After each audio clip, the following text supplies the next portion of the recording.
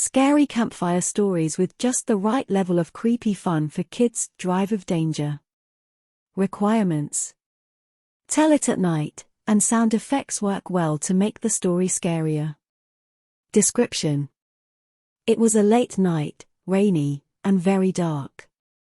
A young woman was driving home alone from work after a long, tiring day. Her two-seater pickup truck had been driving on steadily through the rain for the last half hour, and she still had another half hour to go before she got home.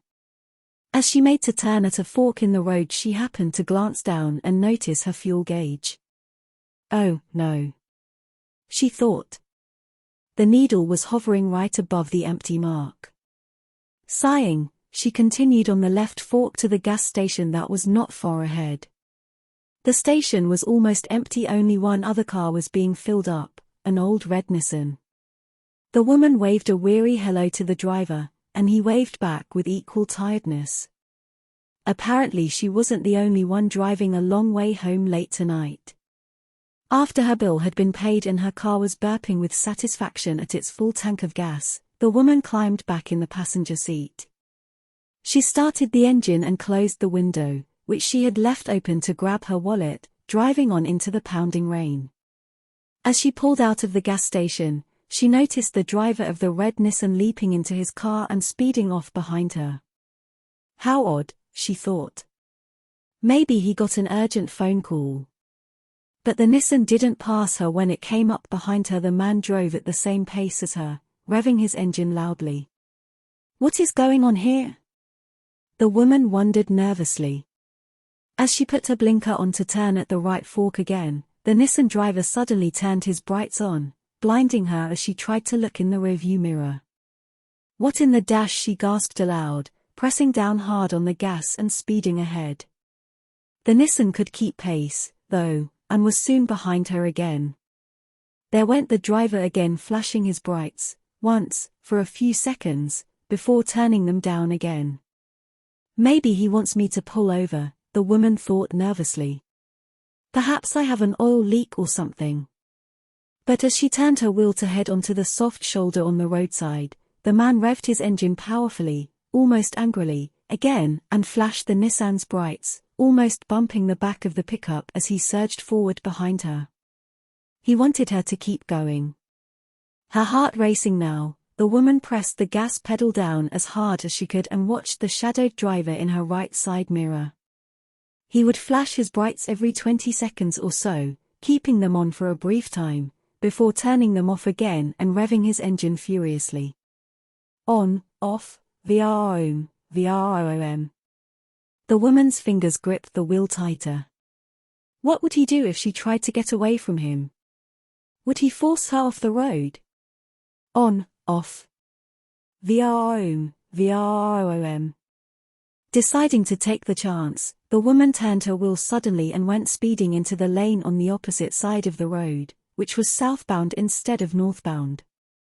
The Nissan driver kept his brights on for a long time as he skidded across the empty northbound and followed her. Oh, no. He seemed a skilled driver. As she headed back the way she came, the woman swerved, took shortcuts, and doubled back, trying to lose the Nissan. But it remained steadfastly tailing her, brights flashing blindingly every few moments. On, off. Rain drove down harder against the roof. On, off.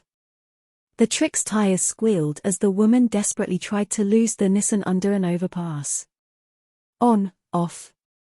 The woman's hands pounded hard on the dashboard in terrible fear and frustration as the tears began to flow. On, off. Suddenly a glowing neon light showed itself just down the road as the woman turned a corner, the gas station. Nearly choking with relief, the woman's pickup whined loudly as she gunned it towards the shelter and safety of the station. Her brakes screeched as she pulled in beside a gas pump, and before the truck had even come to a full stop she was leaping out of it and sprinting towards the door.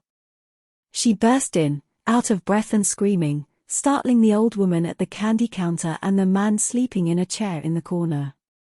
She explained breathlessly to them and the police on the phone what had happened. Suddenly the gas station's door burst open, a man's dark figure coming in out of the storm.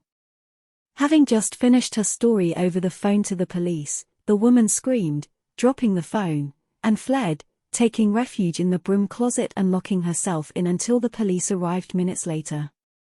It was only then that she came shaking from the closet and learned the truth.